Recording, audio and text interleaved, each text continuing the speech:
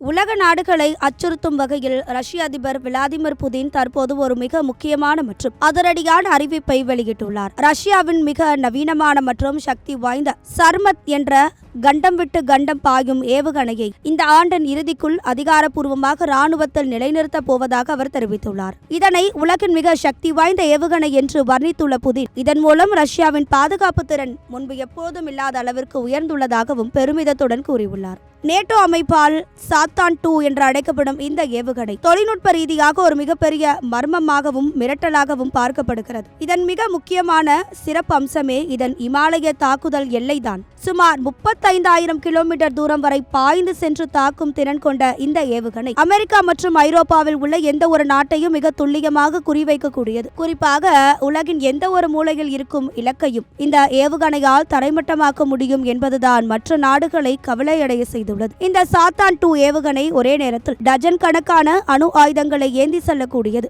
சுமார் 10 matric ton எடையுள்ள வெடிமருந்துகளை சுமந்து செல்லும் திறன் கொண்ட இது அதிநவீன MIRV தொழில்நுட்பத்தை பயன்படுத்துகிறது. இதன் மூலம் விண்ணில் இருந்து ஒரே ஒரு ஏவுகணை பிரிந்து சென்று வெவ்வேறு திசைகளில் உள்ள பல நகரங்களை தனித்தனியாகவும் ஒரே நேரத்திலும் தாக்கி அடிக்கும் வல்லமை கொண்டது. இந்த ஏவுகணையின் வெற்றிகரமான சோதனையை தொடர்ந்து இதனை உருவாக்கிய விஞ்ஞானிகள் மற்றும் பாதுகாப்புத்துறை அதிகாரிகளுக்கு புதின் தனது வாழ்த்துக்களை தெரிவித்துள்ளார். உக்ரைன் போர் மற்றும் சர்வதேச அளவில் நிலவி வரும் போர் பதற்றங்களுக்கு மத்தியில் ரஷ்யாவின் இந்த அதிரடி நகர்வு வல்லரசு நாடுகளுக்கு விடுக்கப்பட்ட ஒரு பகிரங்க எச்சரிக்கையாகவே பார்க்கப்படுகிறது. எந்த ஒரு வான் பாதுகாப்பு அமைப்பாலும் தடுத்து நிறுத்த முடியாத வேகத்தில் பாயும் இந்த சர்மத் ஏவுகணை உலக அரசியலில் ரஷ்யாவின் ஆதிக்கத்தை மீண்டும் ஒருமுறை உறுதிப்படுத்தியுள்ளது.